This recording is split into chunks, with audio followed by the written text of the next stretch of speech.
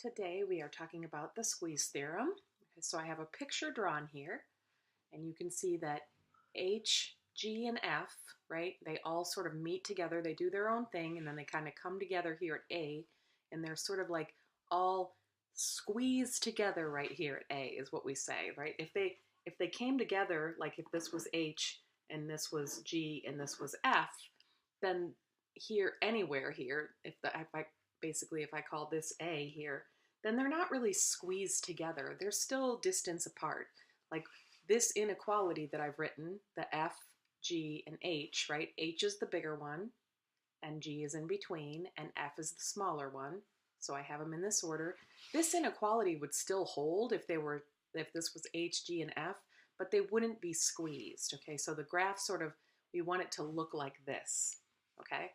So the squeeze theorem says that if we let F, G, and H be defined for all x not equal to A, and all that means is it's just like the other ones, like if you can find that, if you can like cancel something out, maybe it's not defined at A, but you find another function that's just like it that we did before.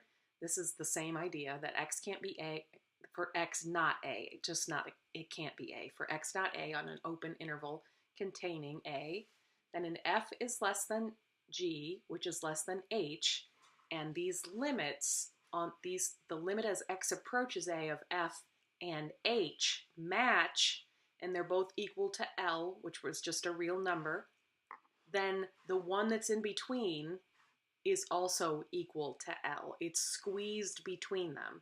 So if the limit as x approaches this whatever A value is the same as this one, and this one's in between it, then it has to follow. This is really useful for when G is difficult to work with, but we can figure out an inequality, and if we can make these two so that they match, then we know what G is, okay? So that's why we're going to use it. Now it's very useful in trig functions, but we're just gonna go with the first one as a given to us inequality. Okay, so if we have 2x minus 1, which is less than f, which we don't know, which is less than x squared, what's the limit of f as x approaches 1? Well, we don't know because f isn't explicitly defined, but we can use the squeeze theorem because I have this inequality. So I want to look at the limit as x approaches 1 first of 2x minus 1. And so I can use direct substitution here, which is 2 minus 1, which will be 1. So that is 1.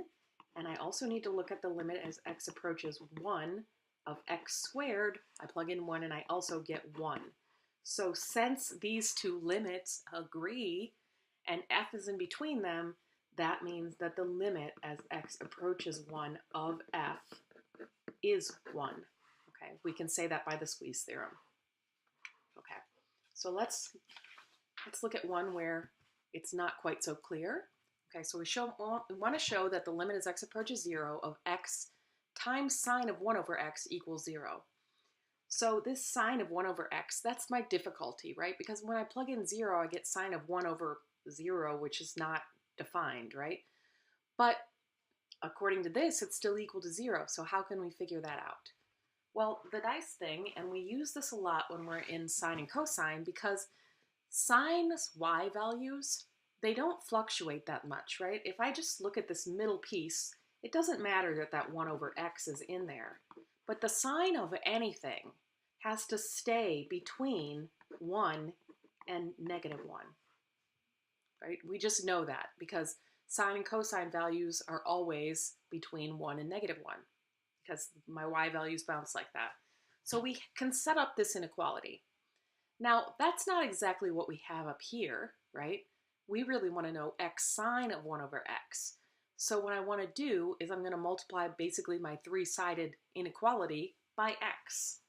So I start out with the thing that I know has a limit to it, or like not really a limit in this form, but like it's going to stay between these two values. It has this constraint on it. And then I'm just going to multiply it by things to make it look just like this. Okay, so I'm going to multiply everything by x. So negative 1 times x will give me negative x. This will be x sine of 1 over x. And this will be x. Okay, so now I have an inequality. So if I take the limit as x approaches 0 of both of these, so if I take the limit as x approaches 0 of negative x, I plug in 0 and I get 0. And if I come over here and take the limit as x approaches 0 of plane x, when I plug in 0, I get 0. So that means that this is squeezed between these, and that this limit as x approaches 0 of x sine of 1 over x is also 0, and this is by the squeeze theorem, because I squeezed it, okay? All right, so we're going to do one more of those. Okay, so I have the limit as x approaches 0 of tangent of x cosine of sine of 1 over x. Again, I'm really struggling with the 0 here. Now this sine of 1 over x is actually inside of cosine.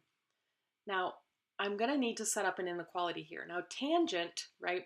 My tangent y values go from negative infinity to infinity. So that's not the thing that I want to restrict. But I know that the cosine of anything stays between 1 and negative 1. So that's what I'm going to, so I have the cosine of sine of 1 over x.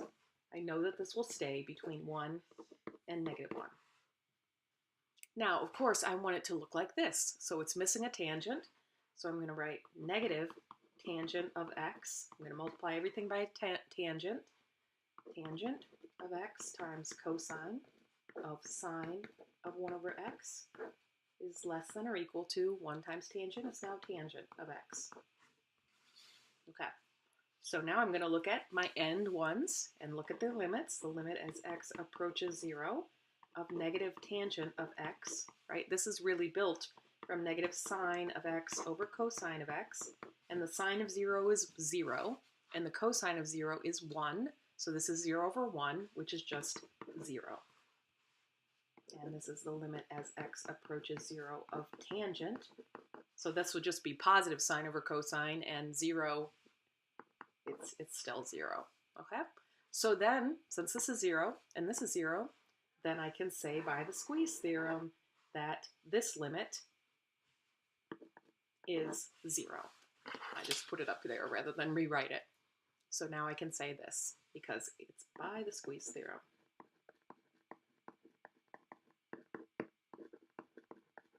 Okay?